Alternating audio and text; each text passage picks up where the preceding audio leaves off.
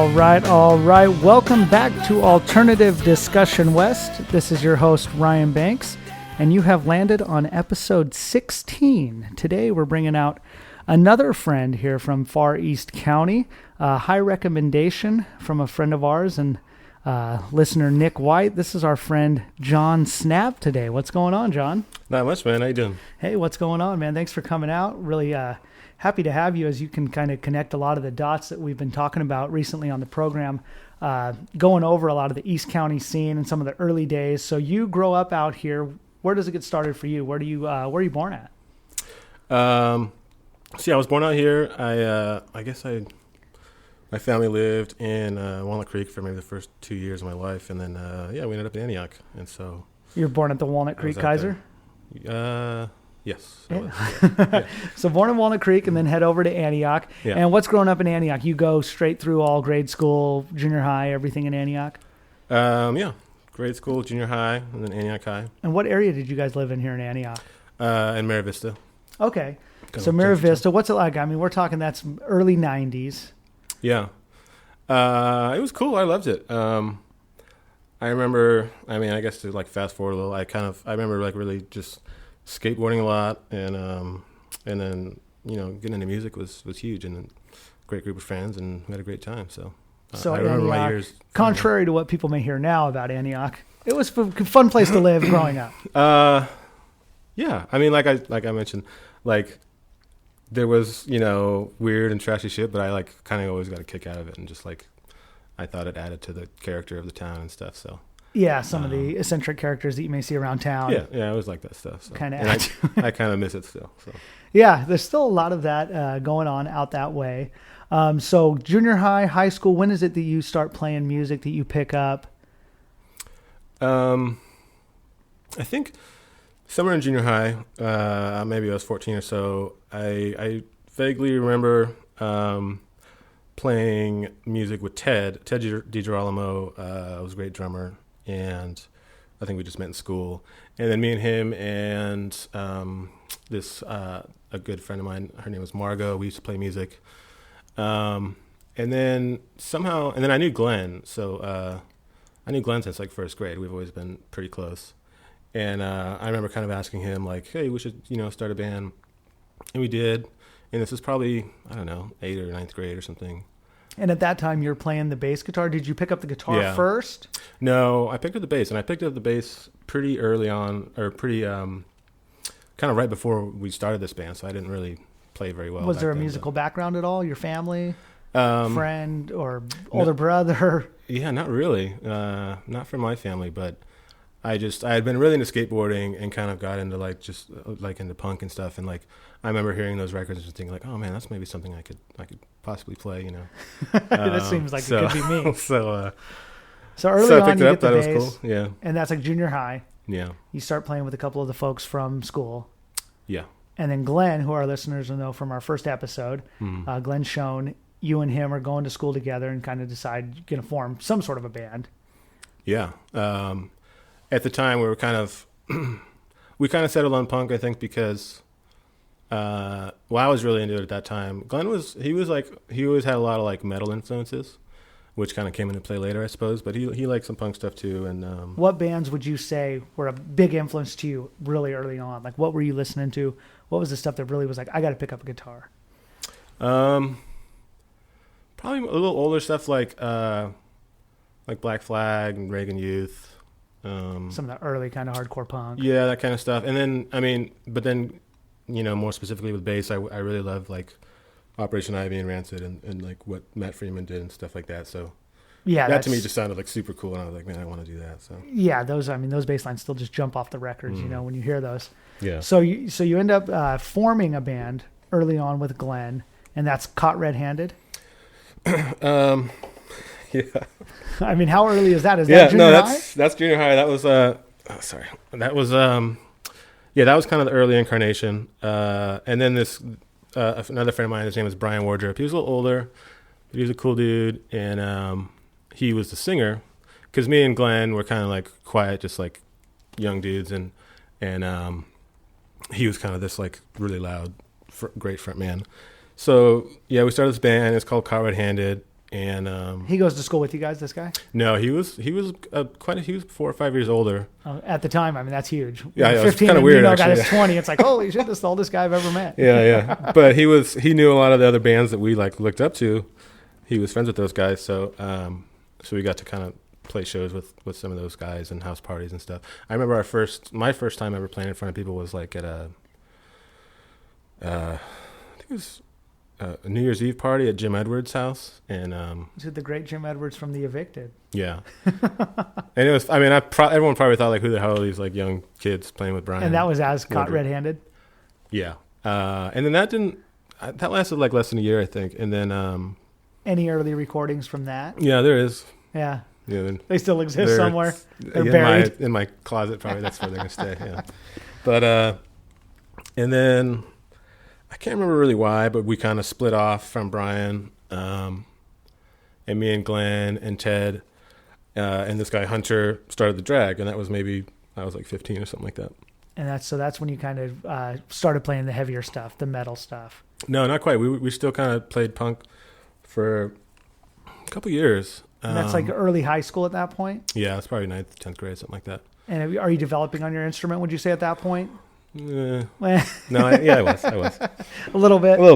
So you guys are getting a little more into it. You're meeting people in the scene through, your former lead singer. Yeah. You've played shows, and then you guys are going to take a different direction. Oh, right. Yeah. So like I said, yeah. So Glenn was always really into metal, and then around this time, I got really into just like, I kind of shifted more towards like hardcore and like thrash stuff.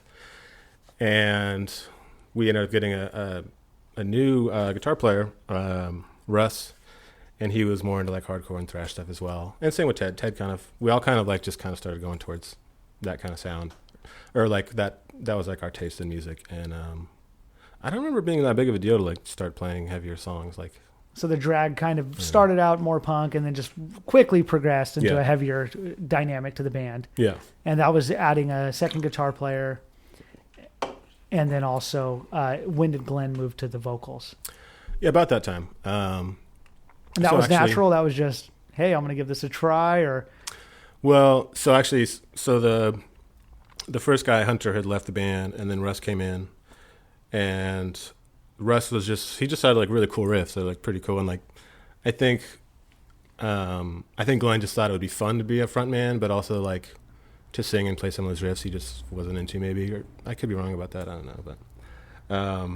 But also just having a front man was like, just seemed more exciting to all of us. So so he sat down the guitar at that point. Yeah. And started singing.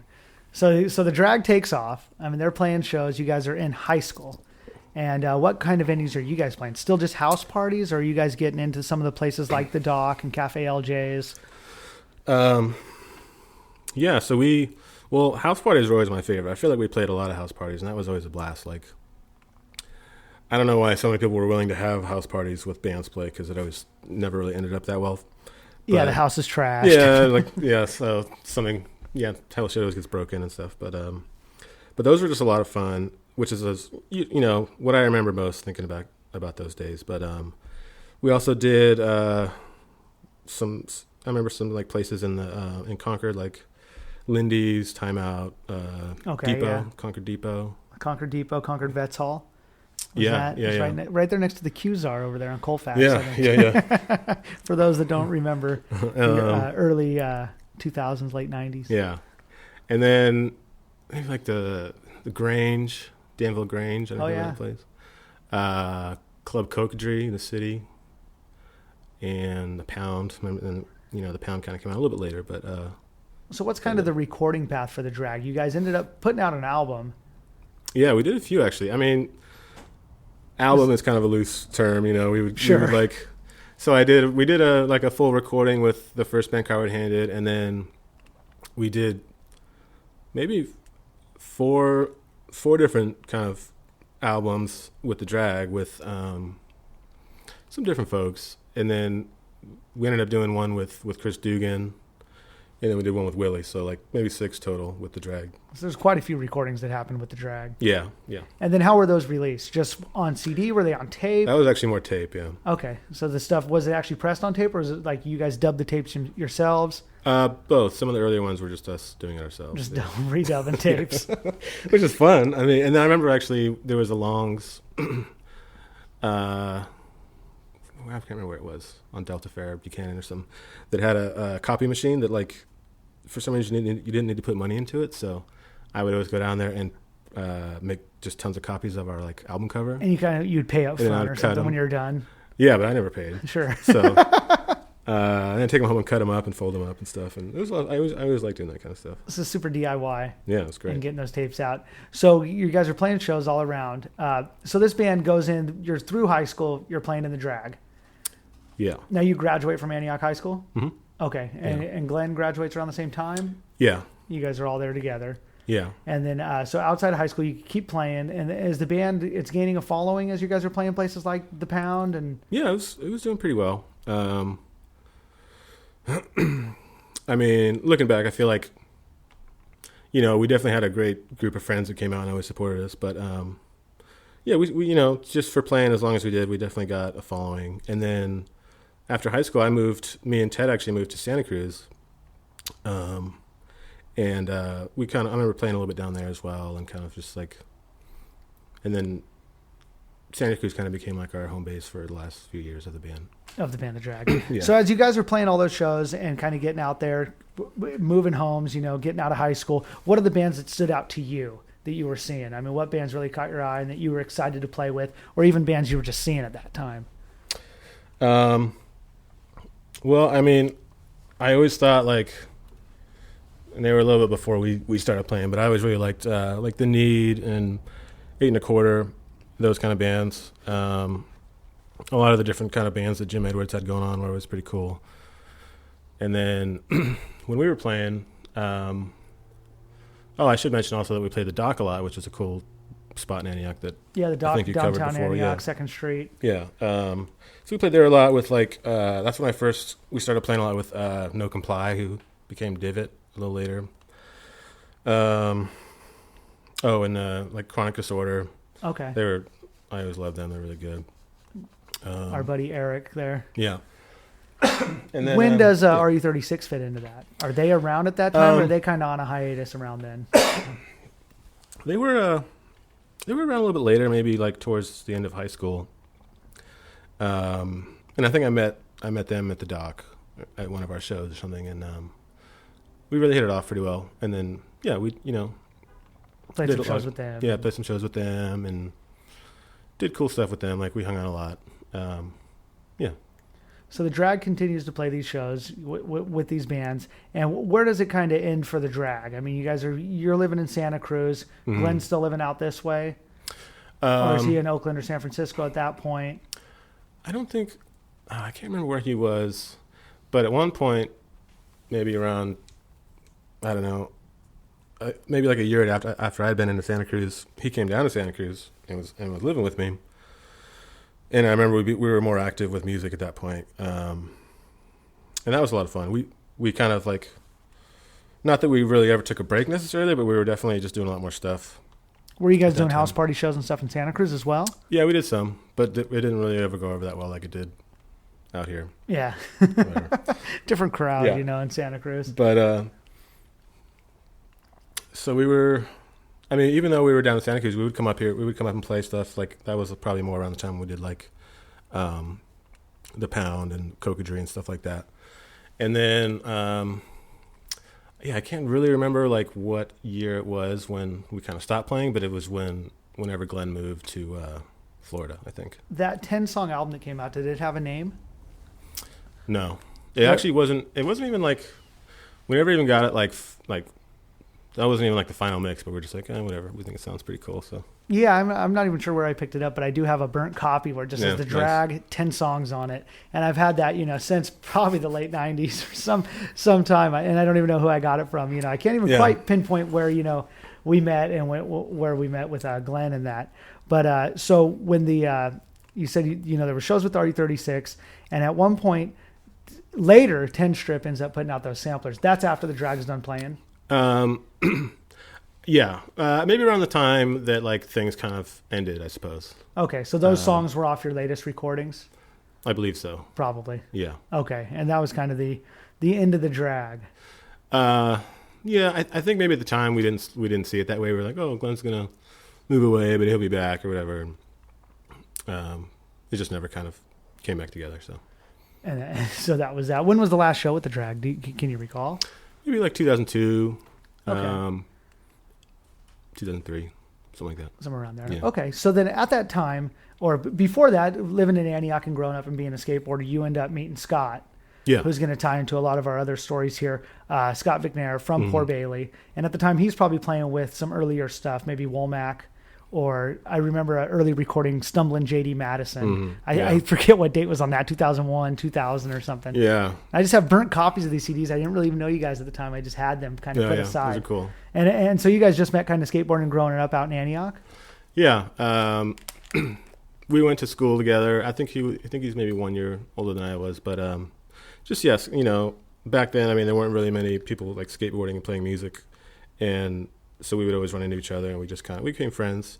And he would support like the Dragg and stuff, and it was cool, even though he wasn't totally into like The heaviness of the hardcore Dragg. stuff, yeah. But so yeah, we were always close, and then yeah, he had a few kind of projects starting early on, and then so yeah, like because I went down to Santa Cruz to go to school. I went to film school down there, and Where was that at? UC Santa Cruz. Okay. Yeah. And you ended up graduating out of there? Yeah. But so my last year there, I think this is all happened my last year, is when the Dragg kind of stopped playing. Glenn moved, and then I kind of started playing with Poor Bailey, like all around the same time. This is maybe 2003 or something like So that. Scott forms Poor Bailey, starts putting out some music, and then he's looking to get a band in on it. Yeah. Okay. More or And less. so we're going to take our first break there. We're going to come back. We're going to talk a lot more about Poor Bailey and talk about John's time with them and quite the big impact they had here on not only East County, but the entire Bay Area. First, we're going to leave you with a song from the Dragg. What you guys are going to be listening to now is Fragments, and we'll be right back with some more with John.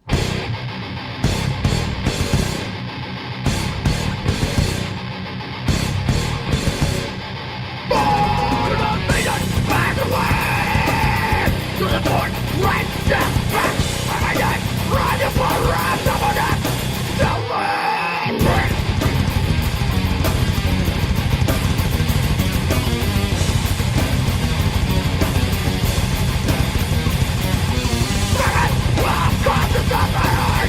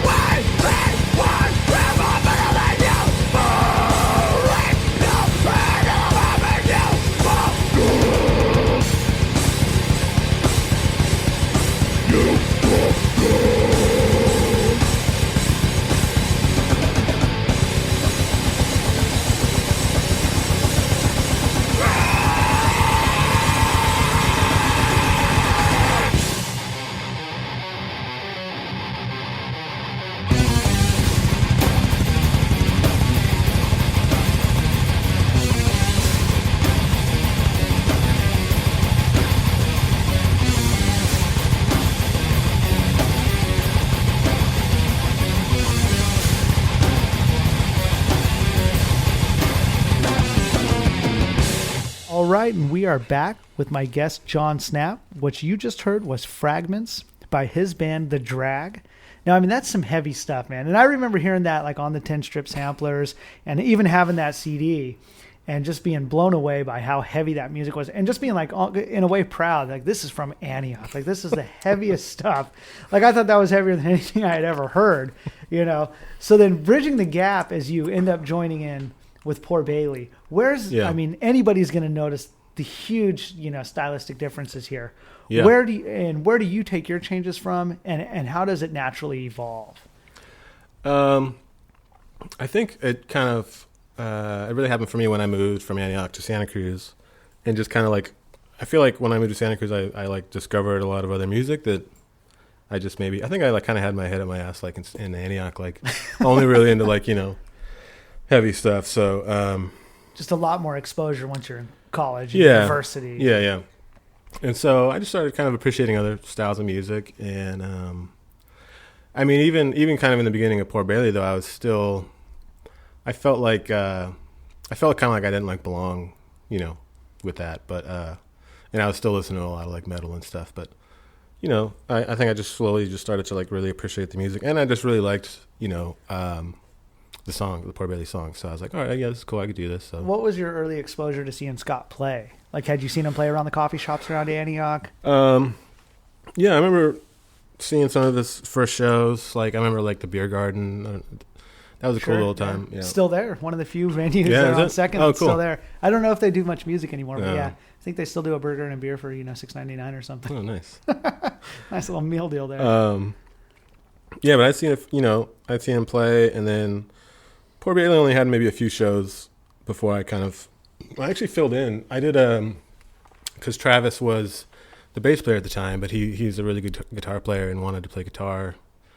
So I filled in on bass one show when I was still in Santa Cruz, and I had a lot of fun. So I was like, all right, I could do this. So the early band was Scott, Travis, and John? Evil Johnny. Yeah, Johnny on the drums. And then, anybody that saw some of those early Poor Bailey shows, I mean, just an incredible drummer, really. Oh, yeah, for sure. And I mean, just a mind, you know, never played it the same way twice, I don't think. Yeah. And like, I mean, there'd be some songs would just turn into breakdowns and just crazy meltdowns almost in a way. You know? But it always like it fit. Came back together. Somehow. Yeah, it kind of fit the vibe. Like everything would fall apart, and then at the end it would like work out. So Scott had that one 4-song sampler out, and that was before you joined the band? Yeah. And that was with Reset on it. And a couple other songs. Acropolis, I think. Oh, yeah, and like Memory. Yeah. And then some other song, I can't remember. When that came out, I mean, that kind of gained, you know, some attention, at least locally, quickly. Yeah, I mean, I think my thought was like, I knew that the Dragg was ending, and then I heard, I think, some of those samplers, and I was like, man, this is like real, like some of my friends are making like real music. This is cool, you know? And then I wanted to be a part of it, so I kind of jumped in there. And then I finished school. And what year did you graduate from Santa Cruz? 2003. Okay. And I remember I was kind of planning on like going to LA and trying to find some kind of like film work, but I was like, you know what, I think I'm gonna like give it a year and I'll go back to the Bay and like see what's up with Poor Bailey and see how this pans out. So you'd already filled in with a couple shows, so you're like, I'm gonna take the permanent gig and kind of see what happens with it. Okay, so about that time that you joined the band, they released their first record, 2 Points Off the Weather Bow. Yeah. And that comes out, is that self-released with Rose Hill Records? That might have been a 10-strip Or was that thing. 10-strip? I think it was a 10-strip thing, cool. So that kind of ties into 10-strip Records, which was, I guess, the brainchild of Aaron from RE36. Yeah. And at that time, you're friends with him, and you're kind of helping out with some of his things that he's got going on. I mean, he cooked up a lot of ideas out here, you know, I mean... Yeah, he was great. He was just like, I really liked that he was just always working on something. Like it was exciting to me because that's what I wanted to do. I just wanted to like always be active and be promoting stuff and you know, creating stuff. And kind of treat it as a full time. I mean, when he would wake up and his day would be planned out to like set up certain samplers to poster wheat paste posters and then to rehearse at the end of the night, you know, and to keep and then book that show and then promote the hell out of it. So I mean, that was a really cool work ethic that he kind of instilled into a lot of us that were out this way. Yeah, for sure. That definitely, that was a big part of the Dragg, and even more so after meeting him. You know, he kind of helped like encourage us to do more stuff, and then you know, and then Poor Bailey, which I always thought it was kind of a strange fit that like Poor Bailey would do stuff with 10 Strip, and I mean, you know, I guess it's kind of worked somehow, but yeah, I mean, there was an eclectic group of bands that were kind of working with that label. Yeah, and I think that, you know, that label was later on with, you know, RE36, you know, putting out a lot of those bands, but definitely great records, you know. And so 2 Points Off the Weather Bow comes out on 10 Strip Records at about the same time you're joining the band, and then you guys are playing all over right away. Kind of. I mean, I remember thinking I moved back up to the Bay Area, and I mean, maybe not all over right off the bat. Like we did like, you know, Rooster's Roadhouse and like just certain, you know, the occasional maybe like once a month show in the Bay Area. But there was just definitely a lot of like promotion going on, and like I feel like we were always out going to shows and flyering and kind of just like trying to, you know, put stickers all over the place and, you know, do just being part of everything. Yeah, it was great. That was going on. Yeah. And that band, when you join, it's you, John, Travis, and Scott. And then this guy Tommy, who played like keys. Okay, cool. Yeah, I remember seeing you guys definitely early on, and whatever formation it was, you know, and always truly a really big fan of the band, and I think you guys were one of the, you know, the best bands that was out of this area, you know, still to this day. Thank you. And yeah, loved all the records, you know, and the early stuff especially, you know, as Scott was rolling with some of those songs. So Rose Hill Records kind of comes outside of, or kind of a spin-off. Yeah. Geez, when did that happen? That was actually a little later. That was a few years later. Yeah. Okay, because I remember always hearing the, you know, the Rose Hill, the references, whether it be in the lyrics or with that stuff. Yeah. So as Poor Bailey takes off with 2 Points Off the Weather Bow, you guys are playing, what comes after that with the band? Yeah, so we were playing, you know, just these like monthly shows, but they were more with like, you know, punk and like metal bands. So it's kind of weird. Like, I mean, it did fit to some extent, but I think we really wanted to just like meet other kind of somewhat similar bands. So we did kind of really make an effort to go out and like do a lot of networking and stuff like that. And we met some cool bands and started to really like, we kind of just wanted to like form like a new scene of like similar groups and stuff that would play. And I think around that time we were doing a lot of like, we were Blake's a lot. Yeah, Blake's on Telegraph, great venue for those that remember it. And that was one of the homes I remember seeing you guys at a lot. That was a lot of fun. And like Bottom of the Hill, Cafe du Nord, those kind of places. And so we were just doing that for a bit. And then I guess from there, we did an EP, which is right here. It's called The House is a Headstone, and that one was pretty cool. Okay, so you played on that EP. Yeah. And that came out. And that was a new group of songs. That was 4 songs, and that's where, you know, the introduction to kind of the new sound was. Yeah. And a ton of growth from that, you know. Yeah, for sure. From what they had before that. And then that featured Gateway to the Delta, which was the original version, which I do prefer still. To this day. Okay. Good to know. If anybody's taken tally. And Time Well Wasted was on that? Yeah, Time Well Wasted, Common Cold, Oxymoron, and this is 2005. Okay, so 05, the EP comes out, This House is a Headstone. Where's that recorded? I was hoping, I was afraid you were going to ask me that. So it was done at Newtown, I think, with Willie. Okay, with so Willie records it. And was that just 4 songs recorded, or was there more to that we never heard? No, that was just the 4 songs. Okay, so you had 4 songs really kind of buttoned down. Yeah. And then we had some kind of some personnel changes. I can't remember if it was right around this time or not. But actually, these recordings really helped us kind of get in with Live 105, and we did a lot of the BFD, Not So Silent Night shows and stuff, and that was a lot of fun. That was a cool Common Cold kind of took off, and it was actually in regular rotation on Live 105 out there. Yeah. So that was kind of a connection with Aaron Axelson you guys had? Yeah, he was super supportive. It was great. That was cool. Those were big shows. Yeah. So you guys played the, like you said, BFD and also the Not So Silent Night, and that was alongside the Killers and Modest Mouse. Yeah. A couple smaller bands. Yeah. That must have been cool. Yeah, it was fun. That was sold out, I'm sure. Yeah, pretty sure. You remember that? Was there a lot of people there when you guys hit the stage? And how was it received? I think it was received pretty well. Yeah. But, there wasn't that many people. It was definitely earlier time slots. And sure, so it was like 6 o'clock or something, you guys go. Yeah. But, it wasn't that many people, for that show at the time, but for any show we played before that, it was still huge. So Yeah, it's 10 times. we were stoked. That must have been really cool. Yeah. So you had regular rotation off this 4-song EP, recorded at New Tone there with Willie. And then you guys are still playing. The shows are starting to gain at this time. You've kind of, like you said, you stepped away from where you guys started in the 10-strip community. You've kind of built your own now. You've kind of got around bands that are doing similar projects, kind of the more indie scene. And you guys gaining ground. And what kind of shows are you guys playing at this point? I mean, is this still Blake's? And are you starting to see the venues fill a little bit more? Yeah. Shows are getting more getting bigger for sure. Maybe doing like Slims or something independent, stuff like that. So a little bit bigger shows. It was a good time. Yeah. And then so as these 4 songs come out, you guys go in to record another album. Yes. And that's also with Willie. That was with Willie, but then at that time, I can't remember how this all kind of transpired, but Evil Johnny had left the group, and Willie actually was kind of playing drums with us for a little bit. He played a few shows with us. He played live with you guys? Yeah, a couple shows. It was kind of always a temporary thing just because he was a busy dude at the time. And then, but it was cool because we could always rehearse at Newtown, which is really fun. Yeah, that was good back jamming in the old town. Yeah. But so we kind of slowly started working on Pyrite and Gold. Willie did 2 songs on the drums, and then he kind of stepped off the drums, and that's when we kind of got Danny Casantini in the band with us. So. Okay, Danny, who our listeners may know from Dot Commies and some other local bands around here. So Pyrite and Gold, for those that don't have it or haven't heard it, I mean, it's like 20, 25 songs on this thing. What's the process of going into that? Is everything written ahead of time?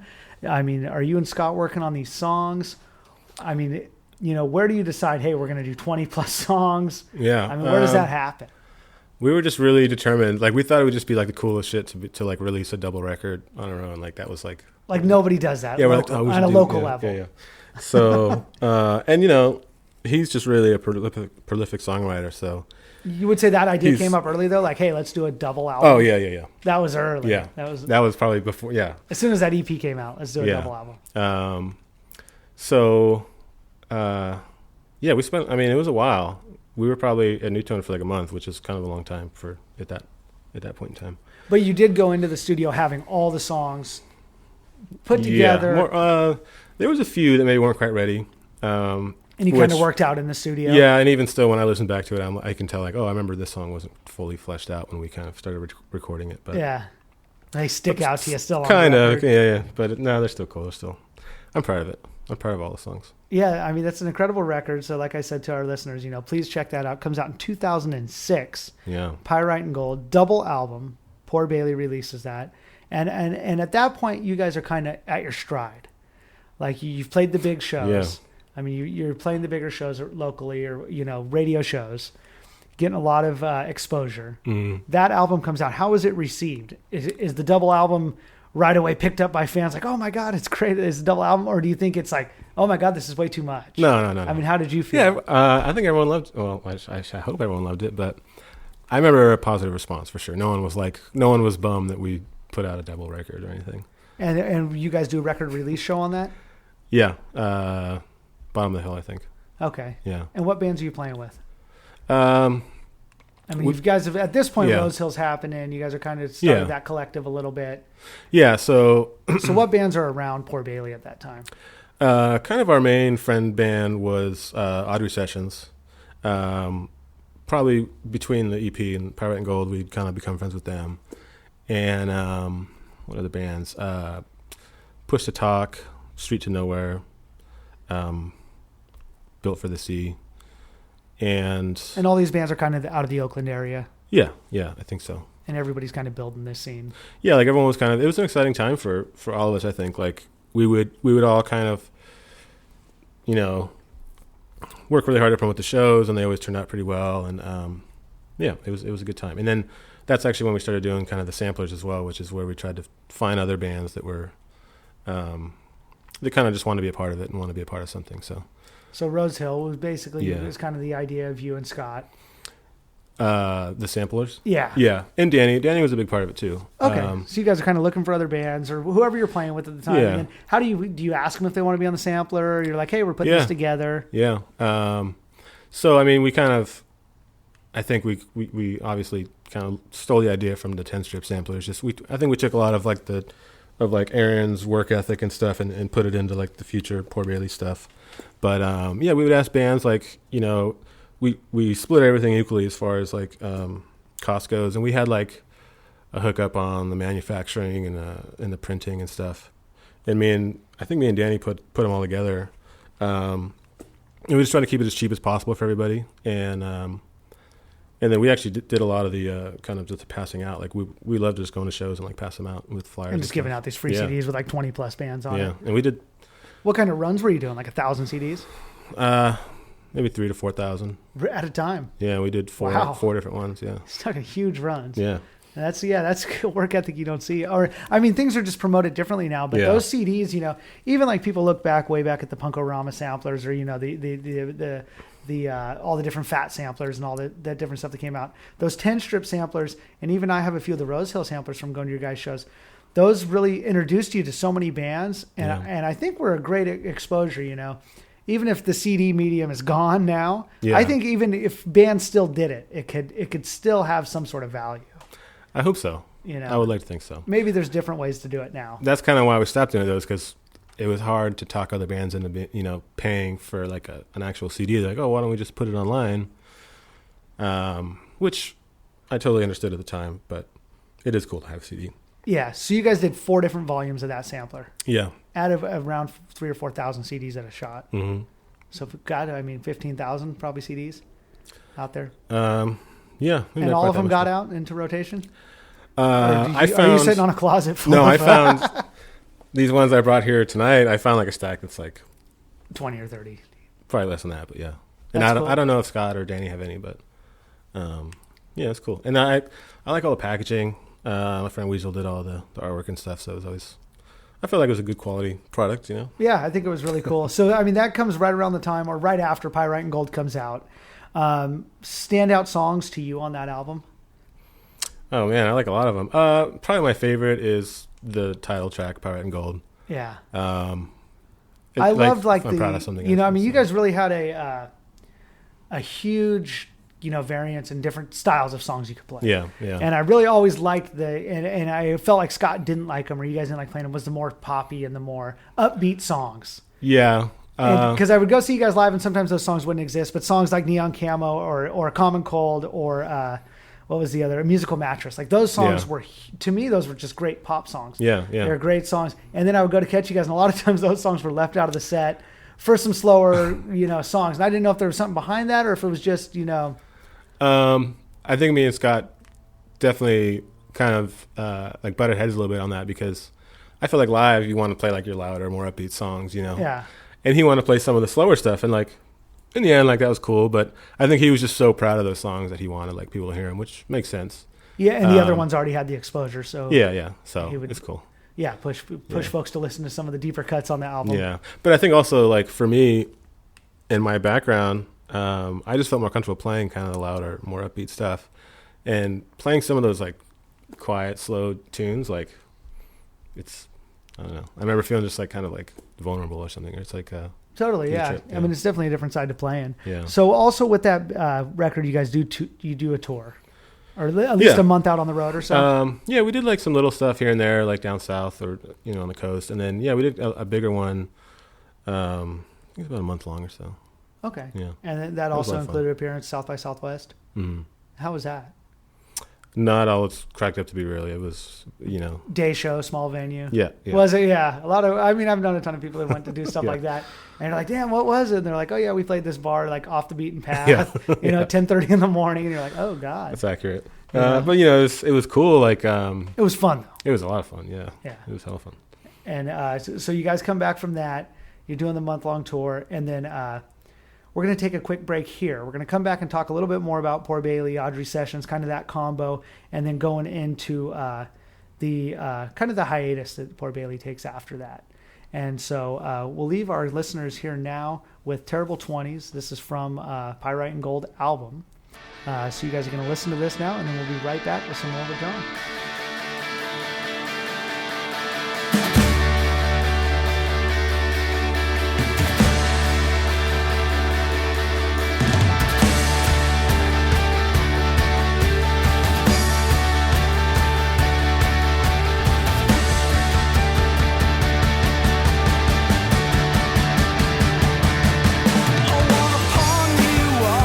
Melody, I wanna drown myself in tragedy.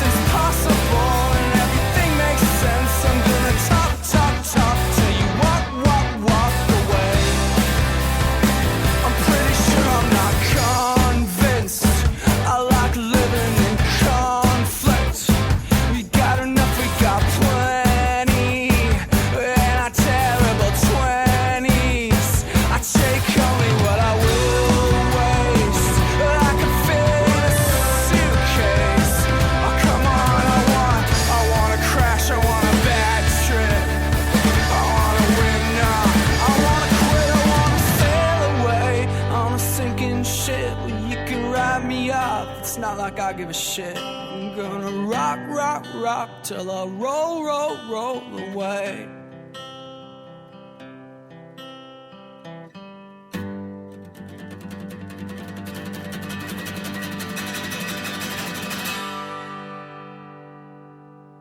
All right, welcome back. What you just heard was The Terrible 20s by Poor Bailey off of their magnum opus album, Pyrite and Gold. I mean, I can't tell you how much I love that album, you know, and I'm just excited to have you in here, you know, talking about this stuff. So as you guys get done touring on that album, you guys do the big shows. You do South by Southwest, you do BFD, like you said, a lot of the radio shows, the local stuff. You guys are also playing shows like The Epidemic in Brentwood. Yeah. And some of those smaller, kind of those really eclectic, weird spots, you know, that totally fell off the map. But at that time, I mean, those venues were happening. Yeah, that was really exciting. You know, like 100 kids, you know, at every venue. And I just remember seeing you guys at all these different weird, wacky places, you know. Yeah. And it was just, I mean, it was really happening at the time. And it was exciting to see a band, you know, from Antioch, Brentwood, Oakland, Pittsburgh area just really taking off, you know. Yeah, I remember like playing something like The Epidemic. The Epidemic was really cool because those kids were just like crazy. Like they were just like pumped on like everyone that came through there. It was a good spot to play for sure for any band. Yeah, there's a zero bias on. Yeah. I mean, even what the band sounded like. They just loved music. But I think also like we. It was also it was really refreshing to like play other places besides bars and like find like, you know, all ages places like The Epidemic, or I remember we played like some like art galleries or like I think we played in like a toy shop in San Jose once or something, or like just kind of these interesting venues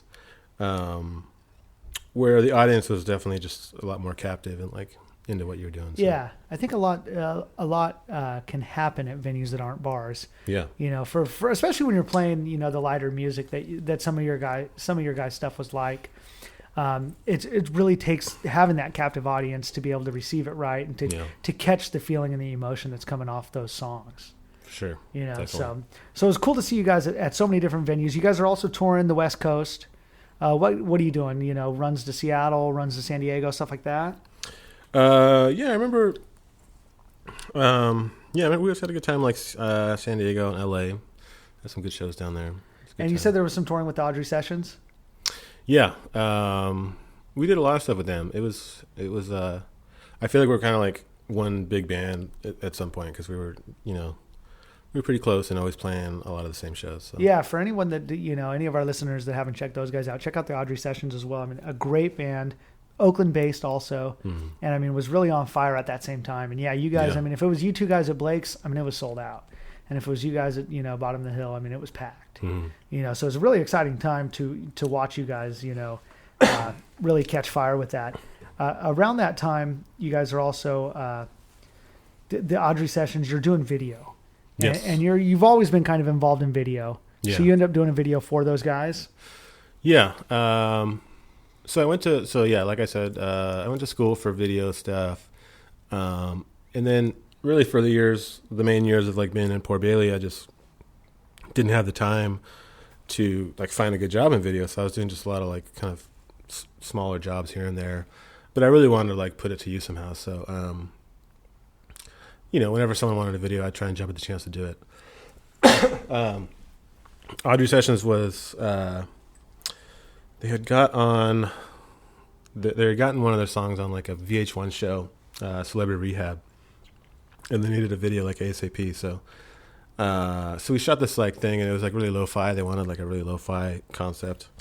I thought it turned out pretty cool, but VH1 thought that it was too lo-fi, so it didn't get used, unfortunately. But it was one of my first like kind of cool video projects, and I was proud of it. But probably pretty excited, and then kind of a little bit let down by the whole process. Right. It was a great song, though, you know, and I have seen that video on YouTube. Oh, cool. So a lot of these videos are available. You have your own Vimeo account and also YouTube account where you can catch a lot of this stuff. So as Pyrite and Gold is kind of winding down, the touring's getting done. As all good things kind of slow down, what happens as that record kind of unwinds? I think. Yeah, I mean, I think we were just having like a really great time, and maybe just like too much of a good time. just kind of everything was just seemed to be kind of getting out of control. Maybe just a little too much partying or something. And you guys had all felt at that point. You guys had felt like you had really broken into the scene, which you guys had. yeah, You think it kind of got ahead of you a little bit, or was it just the partying kind of took hold? I think the partying kind of took hold. That's Yeah. a good way to put it. Yeah. Not as much fevered egos as much as just like a little too much, too many late nights. Yeah, I suppose. And so yeah, we just kind of we had stopped. We decided to kind of just call it quits. I think that was maybe 2007, I think. So about a year or two after Pyrite and Gold hits, Yeah. the band, I mean, it does all it can, on that record, and then just kind of slows down. Yeah. And at that point, it disbands. Yeah. I mean, I feel like it really kind of like exploded. Like things were going pretty good, I think, at that time. And yeah, we kind of just disbanded. And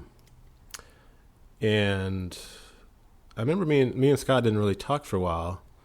Me and Danny actually used to live together at that time, so we were still pretty close and stuff. But yeah, it was probably maybe for about like, I don't know, 2 or 3 years. There was no shows. There was no recording.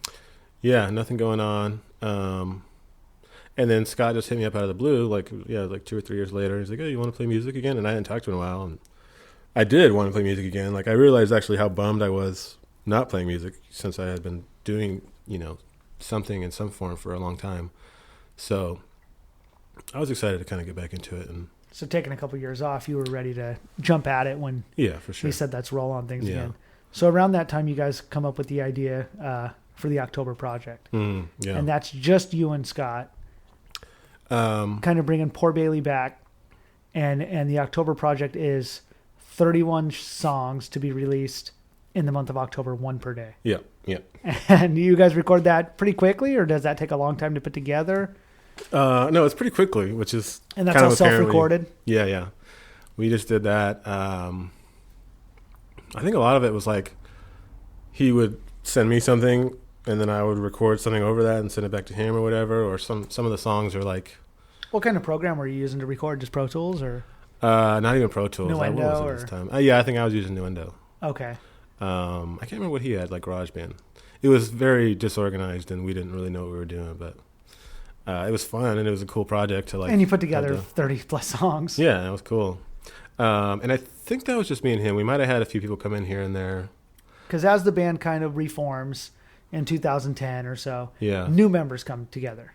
Yeah. It's not the same band. Right. There was this God, what was his name? We had like a lot of drummers in this time period, but when we kind of first started, the guy, his name's Jonathan. He was in that band Fun. You know the band Fun? Yeah. He was in that, and he popular band. He wanted to come and play with us. So we're like, all right, cool. So he moves in with Scott in East Oakland, and like we were playing a lot, just kind of like the three of us, I think, at that time. Maybe some of the Audrye Sessions guys were coming in and playing with us. And then because he's from like St. Louis, I think, and we thought things were going great. And then like he's like, "Oh, I'm going home for the holidays or whatever." And he just never came back, and like I don't think anyone ever heard from him again. So we're like, "Oh shit, we got it." So like we went through just a lot of different drummers, and we played with. So then we met up with this guy Graham Patzner, who's a great violinist, trumpet player, and he kind of stuck with us for a bit. And then Nick Cobbett was a great drummer, and them two kind of went off to do this band called Whisker Man, which is a cool band. But they were playing with us for a while, and then again, like the Audrye Sessions guys were coming in and playing, and then now is this also around the time that Audrye Sessions quit playing? Yes, because they went till around that same time. Or they were still playing. They were still going. Yeah, so they were still an active band at that point. I believe so. And then we kind of ended up on a pretty solid lineup of a friend James, who was in Push to Talk, and he was in Audrye Sessions as well. And then Rich Brinkerhoff, who I'd known from like way back, like No Comply and Divot and that stuff. So that was cool to kind of get back with him. And it was another old old Antioch type guy. Yeah. In on the mix. Yeah. So you guys play some shows over the next couple of years, and you kind of you get the groove back going. Do you feel, or has it lost some gas and fire? It wasn't as wild as it was in the past, and I think we kind of wanted to just like keep things under control, but still like have fun with it and stuff. So, yeah, but not go down that same path. Yeah, and we maybe just weren't as productive as we were before, but we still had a really good time. We played some cool shows. It was cool. And after a couple of years, you guys get back in the studio with Chris Dugan. Yeah, we did. That's actually. So yeah, we did a thing with Chris Dugan at Studio 880, and we had these really cool songs. We had like I think it's like 10 songs we wanted to do. And we go in one night and we do 4 songs. And this is like a couple nights before Scott is about to move to New York, which should have been mentioned, I guess. But so kind of the second hiatus of Poor Bailey coming here out. Yeah, this is like 2014, 2015. And we have 2 nights booked. First night we get 4 songs done. We're like pretty happy. And then the next night we want to finish it up and we go in and the power goes out. There's like a horrible storm and like the power never goes out at that place. So we released an EP, which would have been a full length if the power didn't go out. And really? So there was 10 songs ready to go. Yeah. And it ended up being 4. Yeah. And that's all that got done in that amount session, of time yeah. in that session. Yeah. And was there music recorded for the other songs? No, we were were like one about song at a time, kind of. No, we did 4 one night, and then the next night we were all like just plugged in. We were ready to hit record on the first song of the rest of the songs, and the power went out. And we hung out for like 2 hours, hoping it would come back on, and it didn't. And that's what became the Tragic Landmarks. Yeah. And kind of the lead track on that, the story spin. Mm-hmm. And that was all released. I mean, all these songs, all Poor Bailey is available on Bandcamp, on Spotify, iTunes, yeah. Everyone can find it there. Yeah. But yeah, I mean, that's those 4 songs. I'm just listening to them a lot today, but I had heard them, a few years ago. Yeah. And just great songs. Yeah, totally. I mean, still, progressing in your guys' sound, but also still keeping that, indie rock sound. And really great songs, so I'm glad that you caught those 4 when you did. I wish there was the more. other 6 were really cool. I think our thought was like, let's knock out the 4 easy ones the first night, and then the really kind of tough ones we'll get to the second night. And of course, they were good songs. And none of those got touched. Maybe someday they will. They still exist somewhere. So after that, Scott moves. Yeah.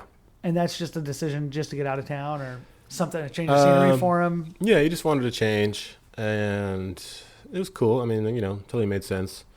So he moved to New York for a few years, and he's in Nashville now, and he might move back. I don't know, but so I mean, I feel like though that just the band, like it's not necessarily like broken up. Like we might do some other projects in the future, but yeah, so that's kind of where we're at now.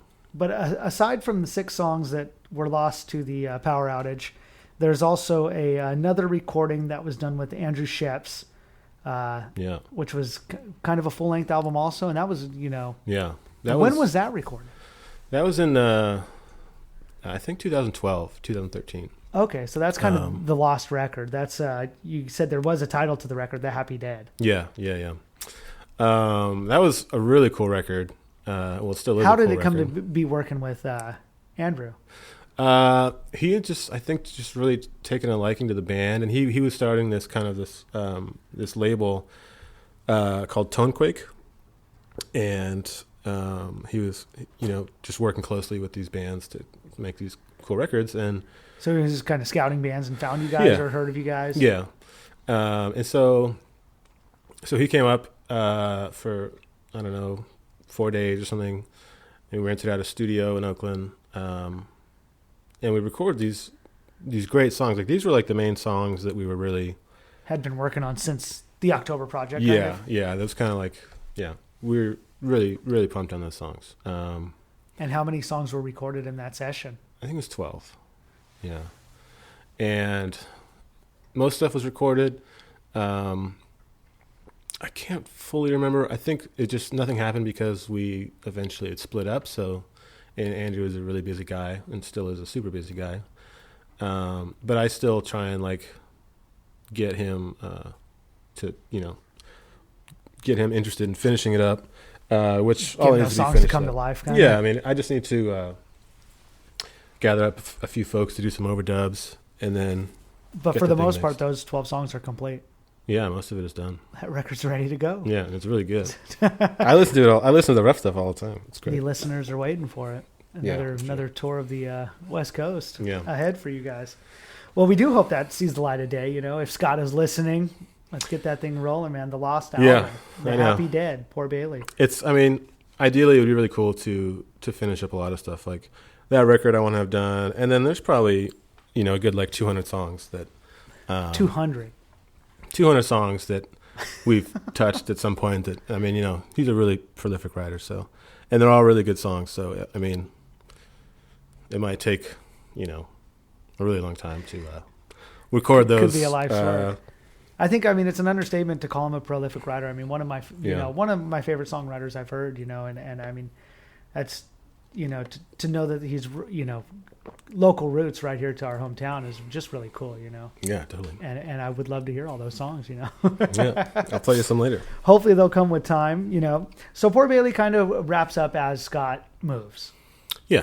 And so there is songs, just kind of needs some forward motion to get rolling again, So we look forward, hope that can happen for you. Yeah. And for all of us and for all our listeners. Now, aside from that, we talked a little bit about you doing the music videos for Audrye Sessions, but your music video career started way before that. And there was a documentary that came out very early on from the band RE36 called The Dumpster in the Sky. Mm-hmm. And you had a hand in that. Yeah. So I think, I had met, I had become friends with Aaron, I think in high school, and we were still close throughout when I was going to school. And I think I just finished school, and like we started talking a lot about like making a movie, and he always had these ideas of like doing just weird shit like that. So, but I feel like I probably like filmed stuff for that for like damn near like a year. Like I filmed like everything. Like we were just always filming shit, like, even mainly outside of shows, like just weird skits and, nonsense. And this is mostly just you behind the camera? Yeah. For almost all that video that's captured on that. No, there were some other guys that kind of came in. I feel like I was making this really cool, like psychedelic, kind of RE36 appropriate movie that I was stoked on it. And then I feel like I kind of like lost control of it a little bit, and it became what it was. But there's still a lot of the stuff. I mean, I definitely worked on a lot of like the final product. So somewhere there is a longer cut, though. Maybe. I think so. It's on an I feel old like hard you drive might somewhere. be the gate holder to Oh, quite a few interesting projects. I have like I have like everyone's old band, everyone's old video, all the live shows. I have all that kind of stuff. Sitting back. So I mean that band at that time, and I think that what I remember is that documentary did do it some justice. But I mean there really was a complete culture around that band. Yeah, I mean I think that's actually what really drew me to that band was just how insane and like wacky everything was. Like, and it was still very Antioch Oakley. That I think maybe a lot of people didn't fully kind of understand, but then like times like 100, I guess, it's just like.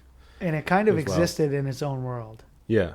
I mean, they would book their shows and they'd be a few months out and they would promote and it would be a circus when they came. Yeah. I'm always curious how that would work out if they were to do that now, would it have that same kind of, I think there was a magic to the fact that there was only, a few video cameras at that time.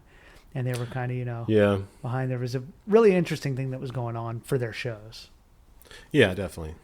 And I mean, I think, back then, I think I was using like a mini DV camcorder, which I still love just the way that looks. Like, I think even just why I'm so into video and almost kind of trying to tie things together to some extent is like, I've always been really into like skate videos and stuff. And so I really love kind of like that style of like video. A really style. simple camera. Yeah, like mini DV, VHS tape stuff. Like, looks really cool. Yeah, I think that you've probably got quite a bit of great footage from that time. Now, aside from the documentary, you've done tons of music videos. You've worked with us in Civil War Rust. We've done both our 7 Down video and our Revenge Therapy video, both done by John here. You did videos for Mick from Divot, as he, and what other videos, music videos did you work on? Yeah, well, so for a while I was just doing a lot of just recording like live bands at shows, and that was cool. That was a good time. And then I started doing like just people like singer-songwriter stuff, which is some of the stuff I did with Mick. And those were fun, kind of like live recordings. I did that with this is a bunch of stuff with Brian McPherson years ago. Yeah. And I kind of just really reached out to, I think, a lot of the bands that I knew, and so did a lot of different stuff. In the last like month or so, I just finished up a video for Dead to Me, which should be out on soon. Coming up this week. Yeah, this month. Whenever this gets released, but very that was cool. fun. And then what was your connection to work with them? I had done a video for Jack's other band, ToyGuitar, about a year or two ago. What song was that for? Human Hyenas. Oh, cool. Which actually kind of goes back to like kind of like a VHS vibe. I don't know if you should check it out. I'm really proud of that video. And then I'm working on a video for this group called Al Harper, really cool song, and another group called Old Timers, which is my buddy James, who's played music with us. And music videos, I think that's all I got going on right now. But it's weird because I've never really promoted doing music videos. Everything just always kind of, one project leads to another, and I've always just had something fall in my lap. Like, I think I've probably always got something to work on, kind of. Yeah, I think I've been, as far as like freelance video goes, I've probably always been working on something like for the last 5 years. Yeah. Which is cool. It's great.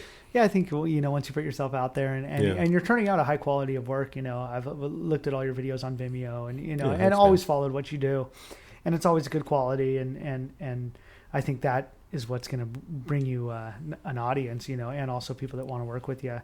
So outside from that, you've also got some other bands going. You said you had something going with Jeff Samuels now. Oh yeah.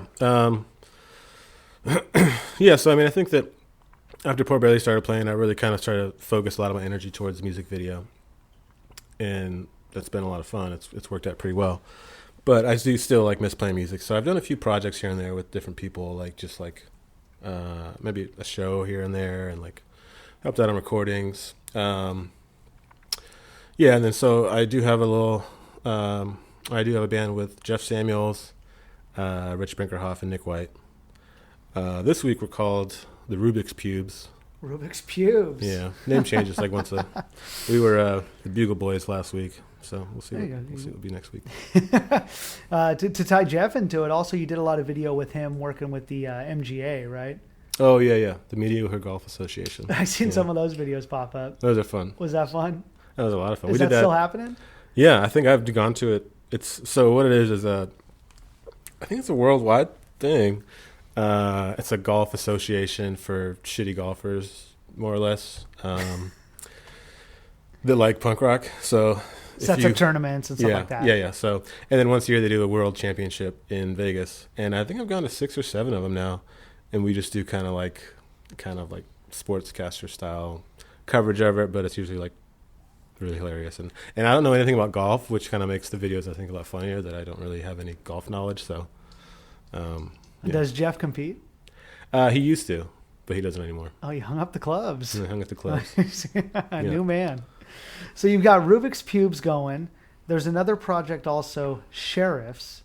Can you reveal to me anything about that project? Seems like it's the most it's pretty mysterious.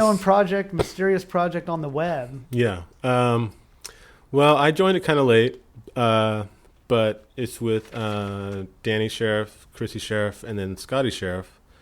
And I kind of came in and like I didn't really know what the deal was, like if it was like a joke, like a joke band or not. So, but I was really interested in it. You were invited to play though. Yeah, and I was like, all right, this is pretty cool. So, yeah, we, like it didn't even last that long. There was a record recorded, and then that was it. Just How many because songs were recorded? I think 7. Really? Yeah, and they're all like, we got Sexy Rock, Sexy Dreams, Sexy City, Sexy Life, Sexy Games, We Are Sheriffs. It's a hard-hitting lyrical content. Yeah, it's really good. Some would say. It's kind of like arena rock, I guess. So let's check it out.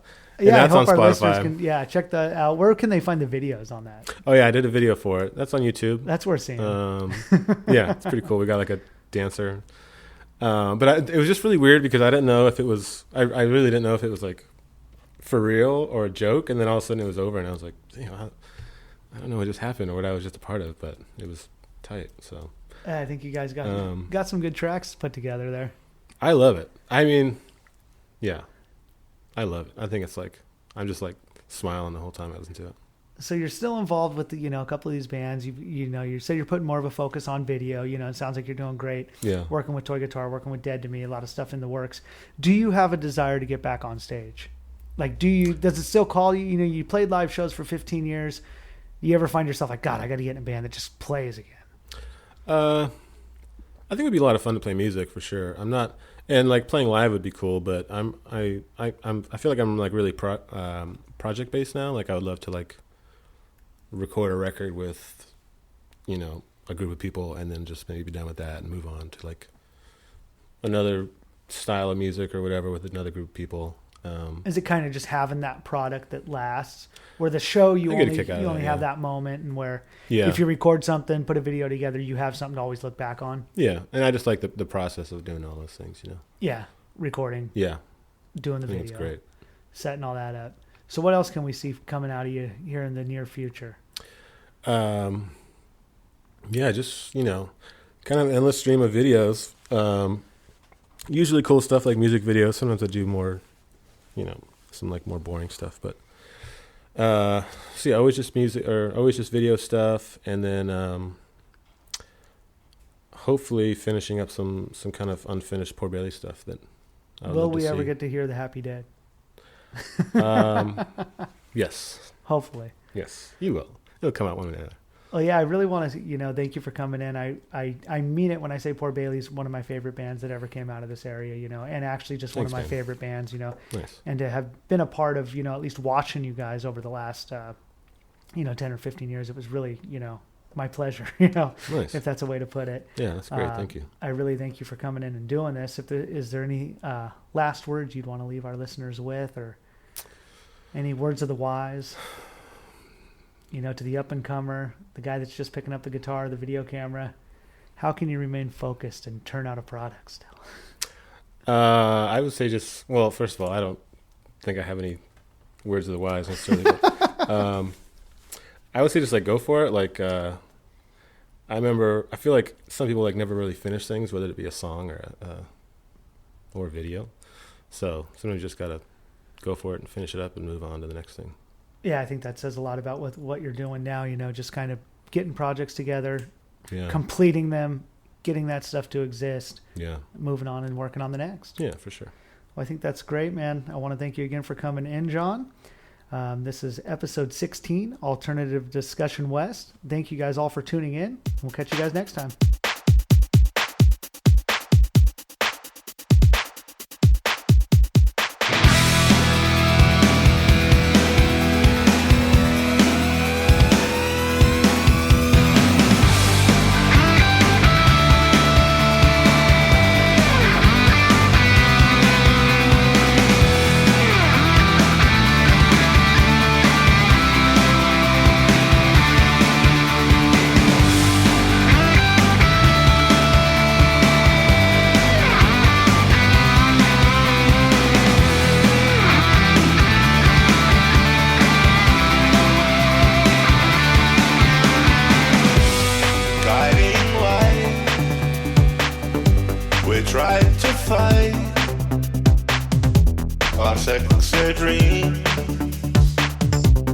Sexy dream. Morning came, we walked away from sexy dream. Sexy dream.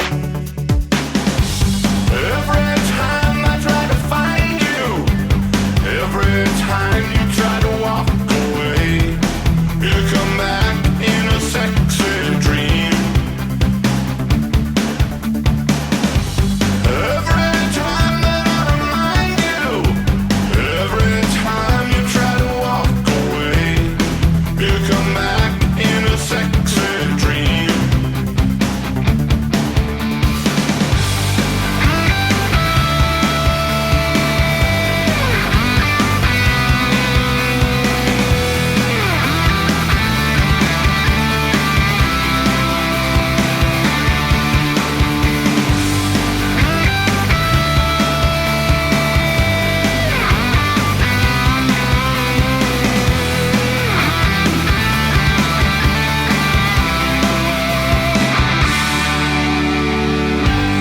Guiding light, we tried to fight our sexy dreams, sexy dreams.